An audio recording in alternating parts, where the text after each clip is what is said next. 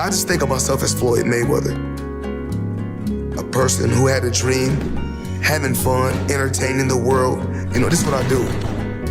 I don't do things for likes or views. What I want the people to really know is this, and what they gotta really know is this. I can really fight. I don't know if he had 1 fight or 2 fights against probably another YouTuber, I don't really know. He can come out, fight hard as you want to fight. The results will always be the same. A lot of times when guys fight me, guys fight just to go the distance, to say, I went the distance with Floyd Mayweather. But guess what? Can't stop me. You name a fighter, the results, it's always the same. No matter what. You're gonna find out what's the difference between real boxing and YouTube boxing. You're gonna find out what's the difference, don't worry. I tell my kids, go out and build your own legacy like I did for myself. Some fighters retire and disappear into luxury. Others stay close to the fire because boxing is the only language they really trust. And right now, Floyd Mayweather Jr. looks like a man protecting a legacy instead of just reminiscing about it. Watching Floyd step into the gym to train the son of his late uncle Roger Mayweather feels bigger than a normal coaching story, because this is the Mayweather bloodline circling back to its roots. This is history teaching history.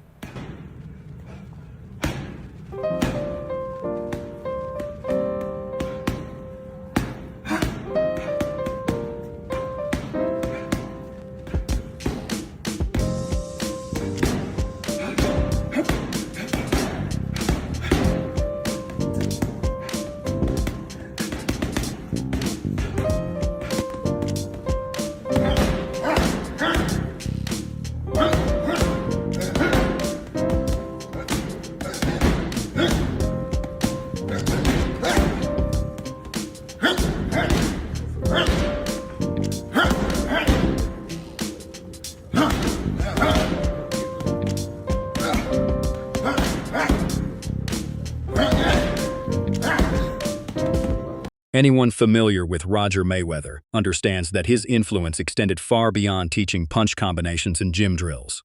He helped develop the defensive blueprint that became one of Floyd Mayweather's greatest weapons.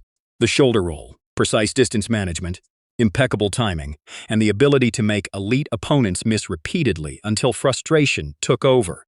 Those principles were shaped through decades of experience inside the Mayweather family. The foundation was built within the walls of the Mayweather Boxing Club and refined over generations.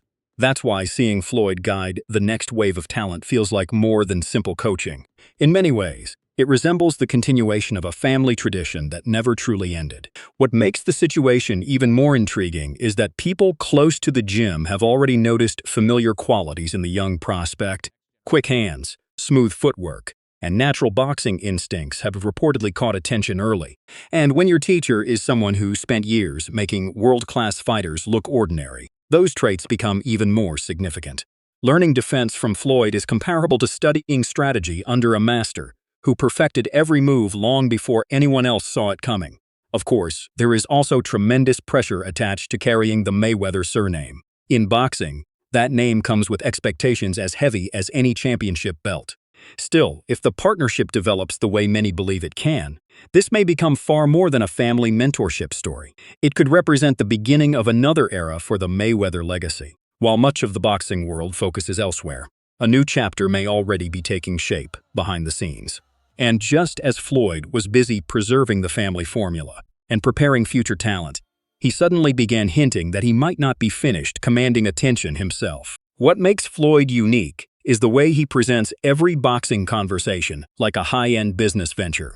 He doesn't sound like someone promoting a grudge match. Instead, he speaks with the confidence of an executive overseeing a major corporate deal. So when he casually says things are nearing the finish line, it feels like the most Floyd Mayweather announcement imaginable. Calm, controlled, and potentially setting the stage for something enormous. Well, at this particular time, I truly believe that, I know everybody is going to want to ask questions, about the Pacquiao fight. Like I said, the sport of boxing has truly changed. We have a lot of a lot of new companies, a lot of new faces, and Netflix. I truly believe that we'll get this done. I think we're almost at the finish line to finish the Pacquiao fight, but a lot of things has changed in the sport of boxing, and eventually, I think within the next 48 hours, either the Pacquiao fight should be done. When Floyd starts discussing how boxing has evolved through Netflix, emerging organizations, and new financial opportunities, it becomes clear that he views the sport differently than most competitors. Many fighters focus on individual opponents. Floyd tends to analyze the entire landscape. That perspective helps explain why he continues to influence conversations even years after his competitive peak. His presence still feels central to everything happening around the sport. Then the discussion shifts to Michael Zambidis, who confidently references his extensive fight experience and promises unexpected elements if they share the ring.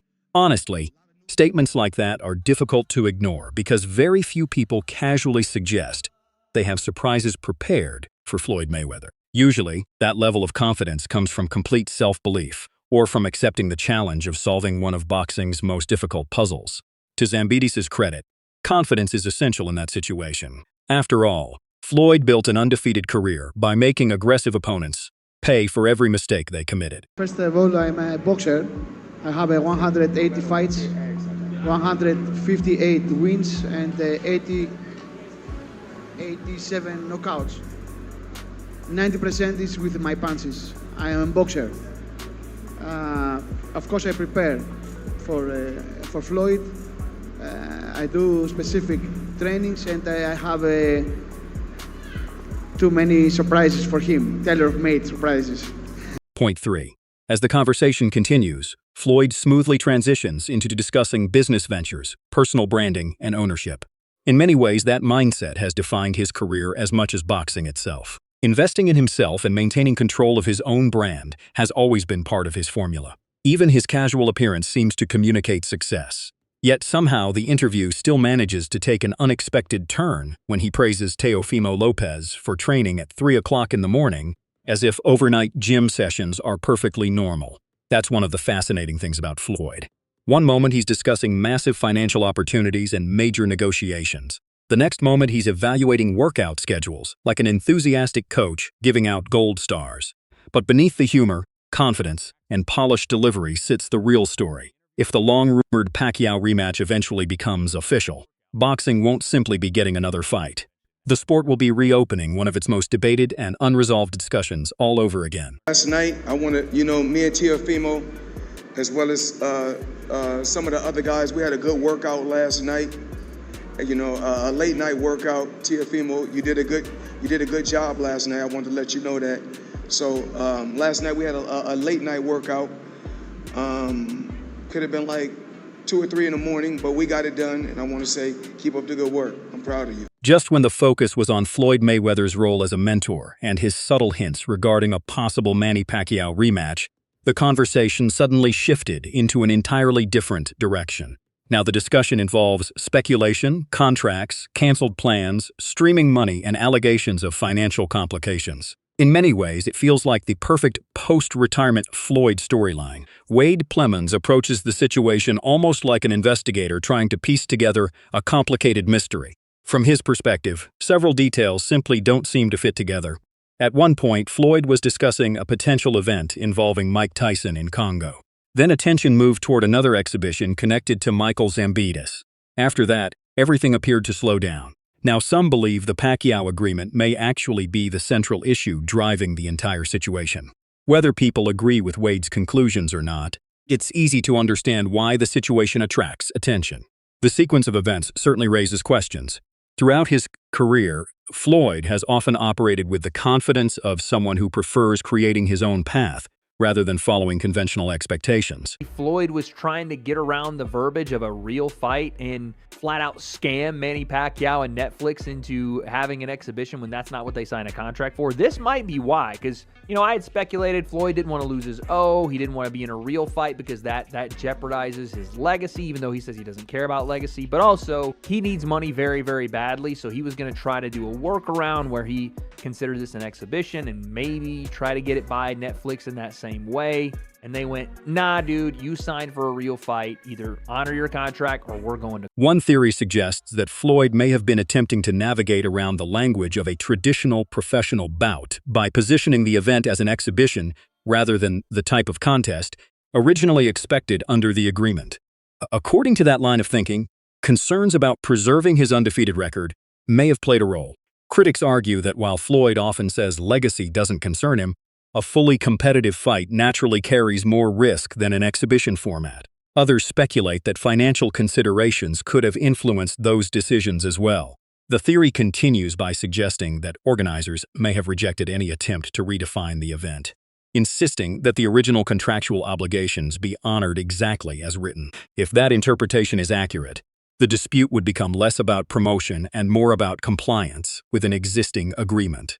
The confidence that made Floyd nearly untouchable inside the ropes has always been one of defining characteristics. Outside the ring, however, it sometimes appears as though he's simultaneously managing multiple negotiations, business ventures, and opportunities all at once.